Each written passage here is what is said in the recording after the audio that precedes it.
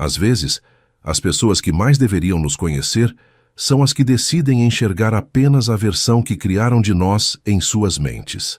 Alana sempre foi o erro na pintura perfeita da família, a filha que não seguia o protocolo, que não buscava a aprovação barata e que, por isso, era mantida nas sombras. No entanto, o que sua mãe, Helena, chamava de vergonha, o mundo lá fora conhecia como competência inabalável. No luxuoso cenário de um casamento da alta sociedade em Curitiba, entre taças de cristal e sorrisos de fachada, uma ordem de silêncio foi dada. Mas o destino, com sua ironia peculiar, preparou um brinde que nenhuma regra de etiqueta seria capaz de calar. Antes de começarmos essa história incrível, não se esqueça de curtir o vídeo, se inscrever no canal e contar pra gente nos comentários de onde você está ouvindo essa história. O som estridente do meu celular, cortando o silêncio do meu apartamento em Curitiba, exatamente às 23 horas, não era um sinal de emergência, mas um prenúncio do tipo de humilhação que eu já deveria ter me acostumado a receber. Olhei para a tela e vi o nome Mãe. O visor iluminava a sala escura, onde eu terminava de revisar um relatório de auditoria fiscal complexo. Atendi com um "Oi, mãe", cansado, mas ela não se deu ao trabalho de perguntar se eu estava bem ou se o frio de 10 graus que fazia lá fora estava me incomodando. A voz de Helena veio afiada, carregada daquela autoridade que ela reservava apenas para mim, nunca para o meu irmão, Leandro. Amanhã você pode se juntar à família da noiva do seu irmão para a festa de casamento, mas mantenha a boca fechada, ela disparou. Sem preâmbulos, eu senti o aperto familiar no peito, aquela pressão que surge quando você percebe que é vista como um estorvo. Eu perguntei o porquê daquela exigência absurda. A resposta dela foi como um tapa seco. O pai dela, o Dr. Ricardo Menezes, é um juiz de prestígio. Não nos envergonhe, Alana. Você sempre faz isso. Sempre quer ser o centro das atenções com suas opiniões ou com esse seu jeito questionador. Amanhã não é sobre você. É sobre o Leandro entrar para a elite desta cidade. Entendeu? Eu respirei fundo, sentindo o cheiro do café frio sobre a mesa. Entendi, respondi de forma monossilábica. Eu poderia ter dito que o meu jeito questionador era o que me sustentava e me permitia morar em um apartamento no Batel sem depender de um centavo deles. Eu poderia ter dito que o Dr. Ricardo, o juiz, provavelmente era apenas mais um homem em busca de status, assim como ela. Mas eu apenas desliguei. O silêncio que se seguiu foi preenchido pelo barulho da chuva, fina batendo contra o vidro da janela, um som persistente e rítmico que parecia ecoar a decepção que eu sentia. No dia seguinte, o céu de Curitiba acordou com aquele cinza metálico típico. Eu me preparei com uma precisão cirúrgica. Escolhi um vestido de seda azul marinho, de corte impecável, mas sem brilhos excessivos. Eu não queria dar a Helena nenhum motivo para dizer que eu estava tentando aparecer. Enquanto prendia o cabelo em um coque baixo e firme, eu me olhava no espelho e via a mulher que, durante anos, foi colocada de escanteio nos almoços de domingo. Leandro era o filho de ouro, o advogado que, apesar de medíocre, tinha o charme e os contatos certos. Eu era a filha que trabalhava com números, com fraudes corporativas e investigação, algo que minha mãe descrevia para as amigas como um emprego burocrático no setor público. Ela nunca se deu ao trabalho de entender que eu lidava com a sujeira que gente como o novo sogro do meu irmão tentava esconder. Ao chegar à casa de festas, um casarão histórico restaurado com colunas imponentes e jardins que pareciam saídos de uma revista de luxo, senti o perfume intenso dos lírios brancos e das orquídeas que decoravam a entrada. O som de um quarteto de cordas tocava algo clássico e suave. O ambiente exalava dinheiro antigo e pretensão. Logo, na entrada, avistei Helena. Ela usava um vestido verde esmeralda que devia ter custado 3 meses do aluguel de um cidadão comum. Quando ela me viu, não sorriu. Aproximou-se e ajeitou uma mecha inexistente do meu cabelo, sussurrando perto do meu ouvido. Lembre-se do que conversamos. Sorria, coma e não abra a boca para falar de política, economia ou, pelo amor de Deus, do seu trabalho. Ninguém aqui quer saber de impostos ou investigações. Tente ser apenas uma convidada educada e invisível. Eu apenas assenti, sentindo o nó na garganta. Caminhei pelo salão, observando os convidados. Eram homens de ternos sob medida e mulheres cujas joias brilhavam sob os lustres de cristal tcheco. Vi Leandro de longe, rindo com um grupo de rapazes que pareciam saídos de um comercial de cerveja artesanal. Ele parecia radiante, finalmente alcançando o status que sempre desejou. Ao se casar com Beatriz, a filha do juiz. Beatriz era uma moça bonita, mas que parecia carregar o peso de um sobrenome importante em cada gesto calculado. Fui para um canto mais afastado, pegando uma taça de espumante para ter algo com que ocupar as mãos. O garçom, um rapaz jovem que parecia desconfortável com a arrogância de alguns convidados, serviu-me com um aceno discreto. O sabor da bebida era seco e gelado, mas não conseguia dissipar o calor da irritação que crescia dentro de mim a cada vez que ouvia Helena rir de forma afetada para alguma socialite local. Eu via meu pai, Cláudio, sempre um passo atrás dela, como um acessório silencioso. Ele me lançou um olhar de desculpas à distância, mas nunca teve coragem de enfrentar a esposa para me defender. A cerimônia foi rápida e impecável, seguida pelo início do banquete. O salão de jantar era um espetáculo de ostentação. Pratos de porcelana, talheres de prata e taças que retinham a luz de forma hipnótica. Fui colocada em uma mesa lateral, longe da mesa principal, onde os noivos e os pais se sentavam. Era a mesa dos primos distantes e dos agregados sem importância. Eu observava a dinâmica da mesa principal. O juiz Ricardo Menezes era o centro das atenções. Ele falava com uma voz potente, gesticulando com a confiança de quem decide o destino. De centenas de pessoas com uma canetada. Helena estava ao lado dele, as mãos juntas, balançando a cabeça para cada palavra que ele proferia, como se estivesse diante de uma divindade. O momento do brinde chegou. O som do metal batendo levemente no cristal pediu silêncio. Leandro se levantou. Fez um discurso cheio de clichês sobre amor e família, agradecendo ao sogro por recebê-lo em um círculo tão seleto. Em seguida, o juiz se levantou. Ele agradeceu a presença de todos. Falou sobre integridade e valores tradicionais. Eu sentia vontade de rir. Eu conhecia aquele nome. Ricardo Menezes tinha passado pela minha mesa de trabalho 3 meses atrás em uma investigação sigilosa sobre desvios em obras públicas, embora o processo ainda estivesse em fase de coleta de evidências. Enquanto ele falava, seus olhos percorriam o salão. De repente, seu olhar travou no meu. Houve uma hesitação quase imperceptível em sua voz. Ele terminou o brinde. As pessoas aplaudiram e a música recomeçou. Eu esperava que ele apenas desviasse o olhar, mas, para meu espanto e para o pavor visível de minha mãe, que acompanhava cada movimento dele, o juiz Ricardo começou a caminhar em direção à minha mesa. Ele não ia cumprimentar os noivos agora. Ele estava vindo direto na minha direção. O salão parecia ter ficado mais frio. Eu senti o olhar de Helena queimando minhas costas. Ela estava pálida, provavelmente achando que eu tinha feito algum gesto obsceno ou que meu jeito questionador tinha sido notado à distância. O juiz parou exatamente na minha frente. O silêncio ao nosso redor se tornou absoluto, como se os outros convidados tivessem percebido que algo fora do script estava prestes a acontecer.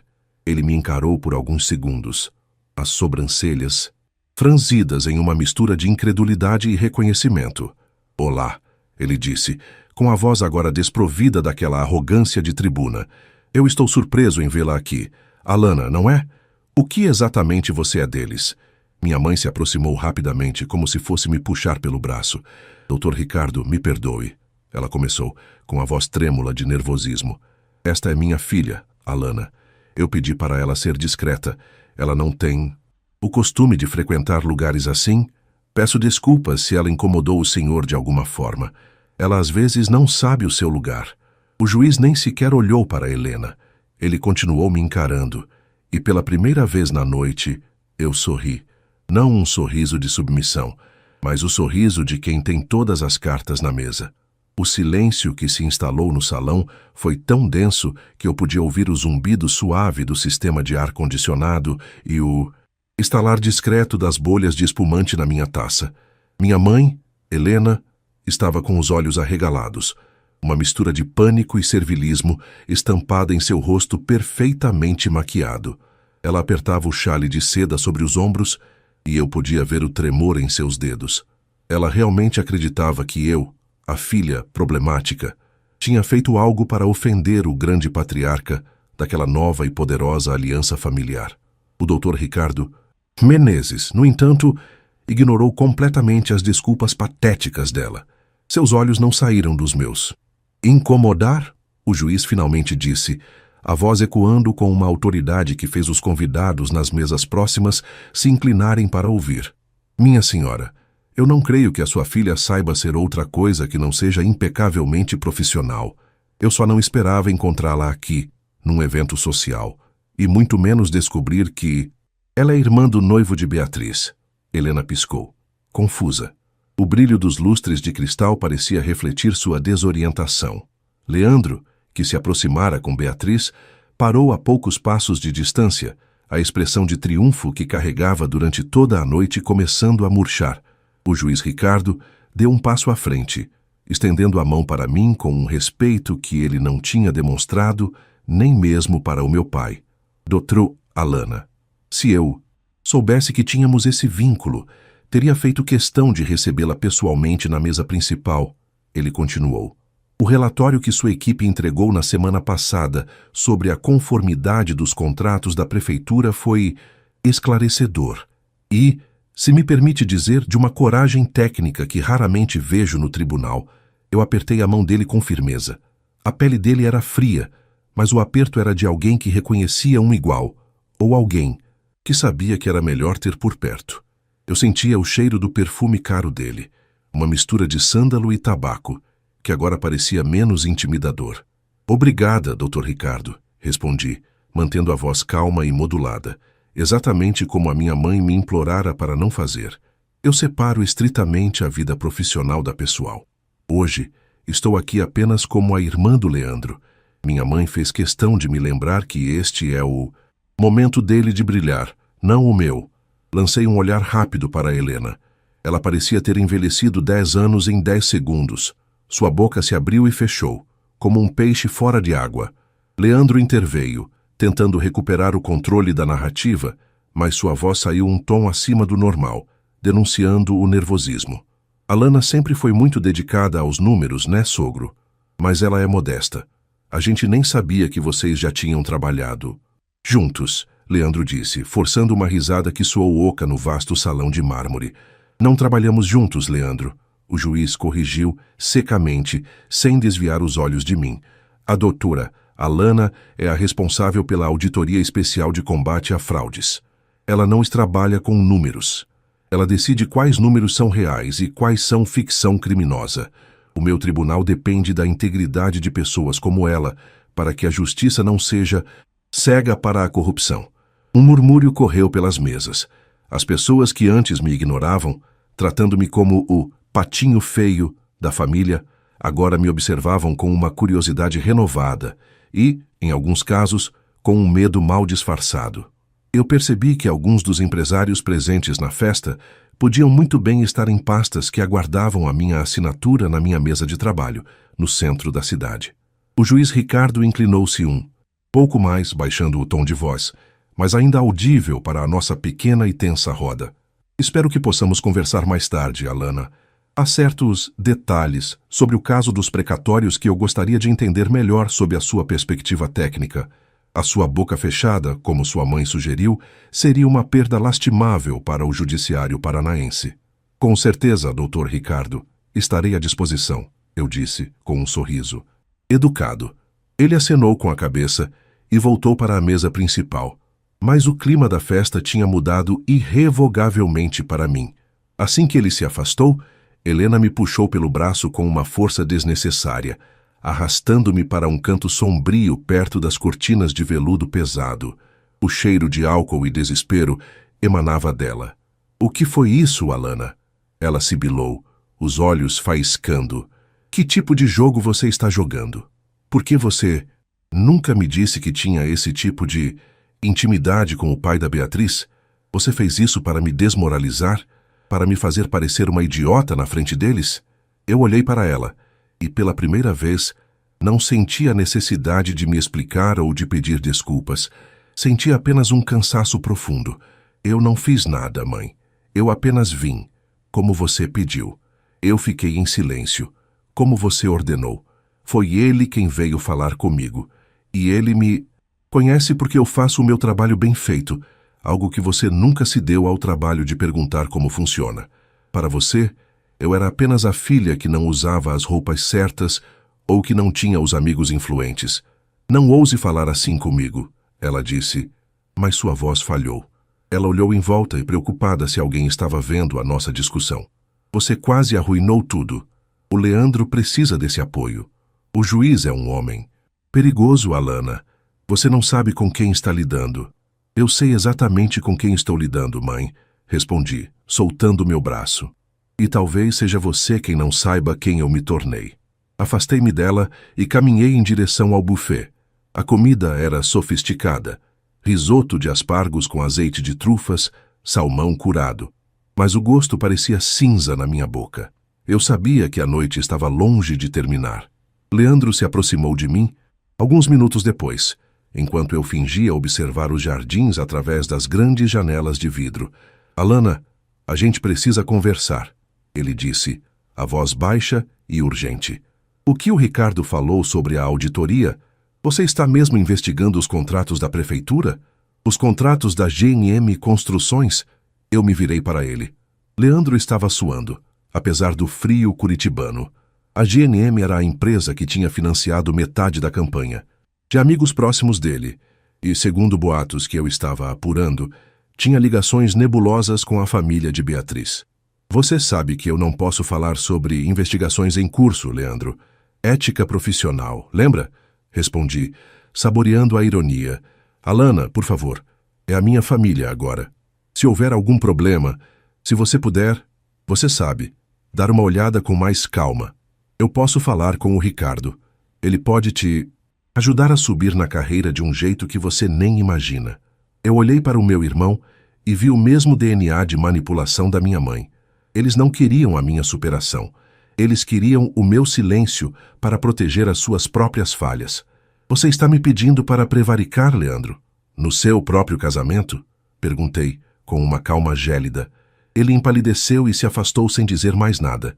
Eu percebi que a festa, para eles, tinha se tornado um campo de minas. E eu era a única que sabia onde cada uma delas estava enterrada. O resto da noite passou como um borrão de cumprimentos forçados e olhares de soslaio. Helena evitava meu olhar a todo custo, mas eu sentia a sua vigilância constante. Quando a festa começou a diminuir, já perto das 4 da manhã, eu decidi ir embora. Mas, antes de chegar à saída, fui interceptada por Beatriz. A noiva parecia exausta, a maquiagem levemente borrada. Alana, ela disse, segurando minha mão, meu pai nunca elogia ninguém. O que ele disse sobre você foi sério. Mas ele também mencionou que você tem documentos que podem destruir muita gente nesta sala. É verdade? Eu olhei para aquela jovem mulher entrando em um ninho de cobras que ela chamava de família. A verdade é um conceito perigoso nesta cidade, Beatriz. Mas os documentos não mentem. Saí do casarão e o ar frio da madrugada de Curitiba atingiu meu rosto, trazendo uma clareza revigorante. Eu entrei no meu carro, mas não dei partida imediatamente. Fiquei ali, no escuro do estacionamento, vendo as luzes da festa se apagarem uma a uma. Eu tinha sido convidada para ficar calada, mas o silêncio que eu carregava comigo agora era muito mais barulhento do que qualquer brinde. Eu tinha em mãos a chave para o castelo que eles estavam tentando construir, e a vingança, eu percebi, não precisava ser gritada. Ela podia ser assinada com uma caneta tinteiro em uma folha de papel oficial. A manhã seguinte, em Curitiba, acordou com aquele nevoeiro espesso que parece engolir os prédios do centro cívico, transformando a paisagem em um borrão cinzento e úmido. O frio entrava pelas frestas da janela do meu quarto, mas eu não me apressei em fechar. Eu precisava daquela rigidez. climática para manter minha mente focada. O peso da noite anterior ainda estava presente nos meus ombros, não pelo cansaço físico, mas pela adrenalina residual. O silêncio do meu apartamento era quebrado apenas pelo borbulhar da cafeteira elétrica, espalhando um aroma forte de café recém-passado, o único luxo que eu me permitia naquelas primeiras horas do dia. Enquanto eu bebia o primeiro gole, sentindo o líquido quente descer e despertar, meus sentidos. Meu celular vibrou sobre a bancada de granito. Era uma mensagem de Leandro. Alana, precisamos conversar, de irmão para irmã. Por favor, não faça nada precipitado. Sorri ironicamente. De irmão para irmã era o código dele para: estou desesperado e preciso que você me proteja das minhas próprias escolhas. Ignorei a mensagem. Coloquei meu sobretudo preto, peguei minha pasta de couro desgastada e saí. O prédio da Auditoria Geral ficava em uma construção sólida de concreto e vidro, um contraste direto com o casarão clássico do casamento. Lá dentro, o som era o de teclados batendo freneticamente e o murmúrio constante de fiscais e investigadores. O cheiro era de papel antigo, ozônio de impressoras e aquele desinfetante barato que nunca conseguia disfarçar a seriedade do lugar. Entrei na minha sala, sentei-me diante da montanha de arquivos digitais e abri a pasta secreta, Operação Alicerce. Ali estavam as provas que o juiz Ricardo Menezes tanto temia. A G&M Construções não era apenas uma empresa de engenharia, era um duto de lavagem de dinheiro que irrigava campanhas políticas e alimentava o luxo de figuras intocáveis da capital paranaense. E no meio do emaranhado de contratos de fachada, apareceu o nome que eu mais temia e, ao mesmo tempo, já esperava encontrar. O escritório de advocacia de Leandro. Ele não era apenas um de agregados na família do juiz, ele era o arquiteto jurídico das fraudes. Ele tinha vendido sua alma em troca de um convite para o topo da pirâmide social. Por volta das 14h, a porta da minha sala se abriu sem que ninguém batesse. Helena entrou, envolta em um casaco de lã de carneiro que gritava ostentação. Ela olhou em volta com um desdém mal disfarçado, como se o meu local de trabalho fosse uma cela de prisão. Você não atende o celular, Alana? Ela disse, sem nem me cumprimentar. A voz dela estava carregada de uma urgência que beirava a histeria. O seu irmão está em frangalhos. A Beatriz passou a manhã chorando porque o pai dela está furioso. O que você disse para aquele homem ontem à noite? Eu não disse nada, mãe, respondi, sem tirar os olhos da tela do computador. Ele é quem disse. Ele me reconheceu pelo que eu sou, algo que você nunca conseguiu fazer. Helena caminhou até a minha mesa e apoiou as mãos sobre os papéis, inclinando-se para a frente. O perfume dela, doce e enjoativo, invadiu meu espaço pessoal. Escute bem, minha filha. Eu não me importo com essa sua justiça de gabinete. Eu passei 30 anos construindo o nome desta família para que você e o seu irmão tivessem as melhores oportunidades. Agora, o Leandro tem a chance de se tornar alguém importante, de ter o poder que nós nunca tivemos. Você vai mesmo jogar tudo isso no lixo por causa de uma investigaçãozinha sobre contratos de asfalto? Você tem ideia do que o Dr. Ricardo pode fazer com a gente se ele se sentir ameaçado? O nome da família, mãe? Eu ri. Uma risada seca que ecoou nas paredes frias da sala. Você quer dizer o seu status nos clubes e as fotos nas colunas sociais. O Leandro não está construindo nada. Ele está ajudando a roubar dinheiro público que deveria ir para escolas e hospitais. E ele usou o nome que você tanto preza para assinar esses documentos. Você é uma ingrata, ela gritou, a voz subindo uma oitava e atraindo olhares dos colegas que passavam pelo corredor. Sempre foi a estranha, a revoltada. Se você seguir com isso, eu juro que você morre para nós. Você nunca mais põe os pés na minha casa. Você prefere destruir o seu próprio sangue por causa de números? Eu prefiro a verdade, mãe. E para sua informação, o meu sangue não parece se importar muito comigo quando me pede para ficar calada para não envergonhá-los em uma festa de gala. Helena saiu da sala batendo a porta com tanta força que um dos meus quadros de certificação técnica balançou na parede.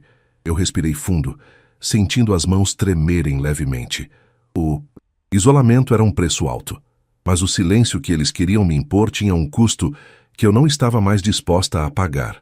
Pouco antes de terminar o expediente, recebi um envelope pardo, entregue por um estafeta oficial do Tribunal de Justiça. Dentro, não havia uma intimação, mas um bilhete escrito à mão em papel timbrado. Dra. Alana, minha oferta de conversa ainda está de pé. Hoje, às 20 horas, no Clube Curitibano. Estarei no salão de charutos. Vamos resolver essa pendência como adultos que entendem como a engrenagem realmente gira. R.M. Era uma convocação para o covil do Lobo. O juiz Ricardo não estava me convidando. Ele estava tentando me cercar. Ele sabia que o confronto direto com Helena e Leandro não tinha funcionado, então agora ele apelaria para o pragmatismo ou para a ameaça velada. Cheguei ao clube exatamente no horário marcado. O ambiente era o oposto da minha sala na auditoria. Poltronas de couro legítimo, painéis de madeira de lei, o som abafado de conversas sobre investimentos e o cheiro persistente de tabaco de alta qualidade.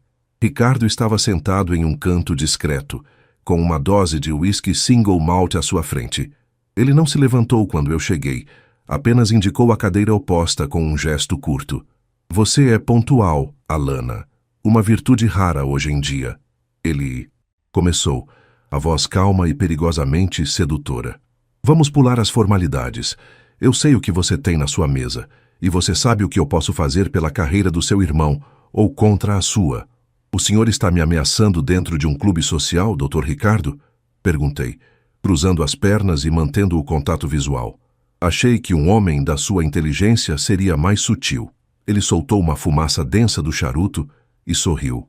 Mas o brilho nos olhos era frio como o gelo que derretia no seu copo. Não é uma ameaça. É um ajuste de expectativas.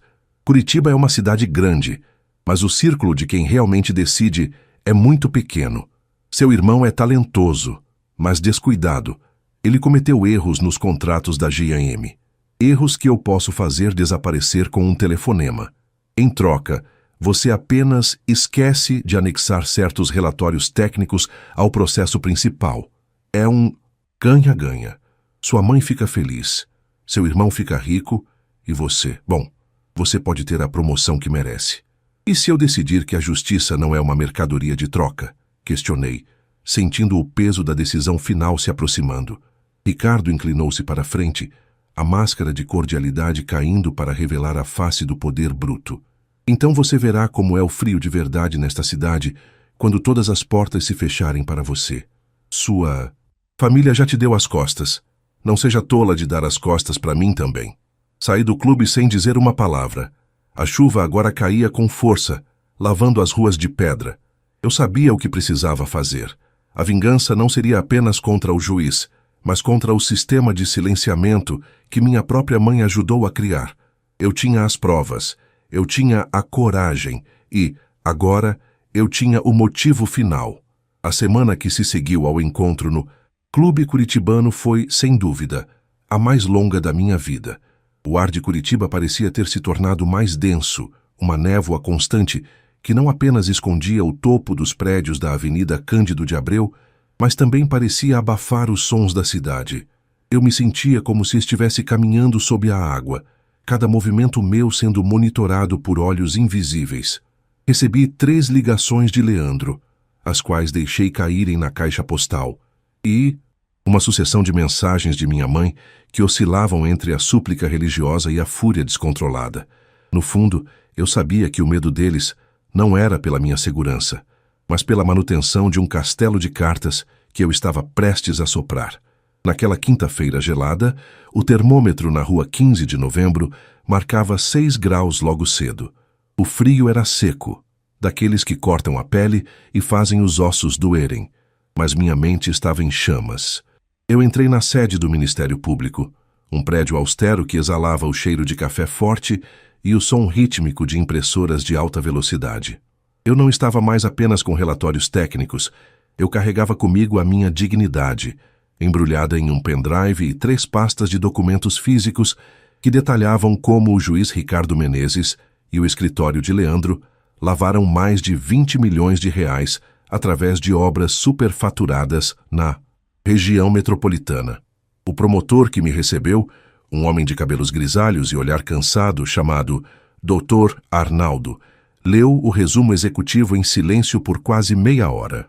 O único som na sala era o tic-tac de um relógio de parede antigo e o ruído da chuva que começava a açoitar as vidraças. Quando ele finalmente levantou os olhos, vi neles uma mistura de respeito e preocupação.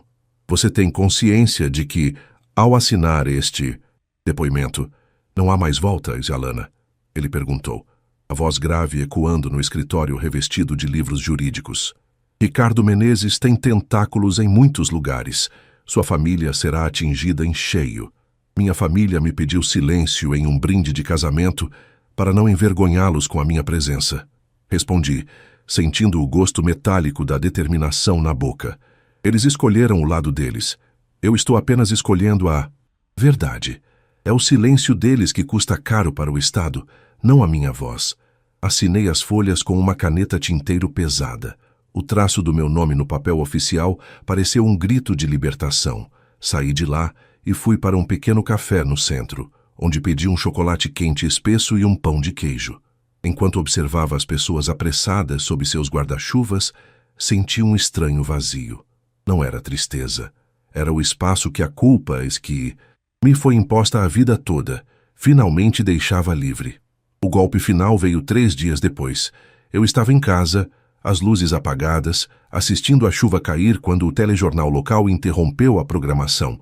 A manchete sensacionalista que eu mesma poderia ter escrito brilhou na tela. Operação Alicerce. Juiz estadual e advogados são presos em Curitiba por esquema de corrupção. As imagens mostravam a Polícia Federal entrando no condomínio de luxo onde Ricardo morava. Logo em seguida, a imagem que partiu o que restava do meu coração, mas não a minha vontade. Leandro, saindo de seu escritório com as mãos algemadas, escondendo o rosto com a própria paletó que ele tanto se orgulhava de ostentar. Meu celular começou a tocar. Era Helena. Desta vez eu atendi. Você está feliz agora? A voz dela era um trapo, rouca de tanto chorar, desprovida de qualquer elegância. Você destruiu o seu irmão. Você acabou com a nossa vida. Onde você vai enfiar a sua cara agora, Alana? Como eu vou sair na rua? Você é um monstro. Eu não destruí nada, mãe, respondi, mantendo a voz tão estável quanto um bisturi. Eu apenas acendi a luz. Se o que vocês construíram no escuro era feio demais para ser visto durante o dia, a culpa não é da lâmpada. O Leandro escolheu o crime. Você escolheu a omissão. Eu escolhi ser a filha que não envergonha a própria consciência. Você nunca mais vai ter uma família, ela gritou, e eu pude ouvir o som de algo quebrando ao fundo, talvez um daqueles vasos de porcelana caros que ela tanto amava. Esqueça que nós existimos. Eu já tinha esquecido o que era ter uma família há muito tempo, mãe. Desde a primeira vez que você me disse que eu era a vergonha da casa por não aceitar suas mentiras. Adeus. Desliguei, bloqueei o número. O silêncio que se seguiu não era mais o silêncio de opressão que ela tentou me impor no casamento. Era o silêncio da paz. Os meses que se seguiram foram turbulentos. O processo avançou. O juiz Ricardo foi aposentado compulsoriamente e aguarda o julgamento em prisão domiciliar devido à idade. Mas Leandro não teve a mesma sorte. Sua participação direta na falsificação de contratos o levou para uma unidade prisional comum. Helena, incapaz de encarar os olhares de desdém nos clubes que antes frequentava, mudou-se para uma cidade pequena no interior, vivendo da herança minguante do meu pai, que finalmente pediu o divórcio após a vergonha pública. Eu continuei no meu trabalho. Fui promovida a chefe de operações especiais. Curiosamente, a boca fechada, que minha mãe tanto queria, se tornou minha maior arma. Hoje, quando eu entro em uma sala, o silêncio que se faz não é por vergonha, mas por temor à integridade que eles não conseguiram quebrar. Certa noite, caminhei pelo Parque Barigui ao entardecer.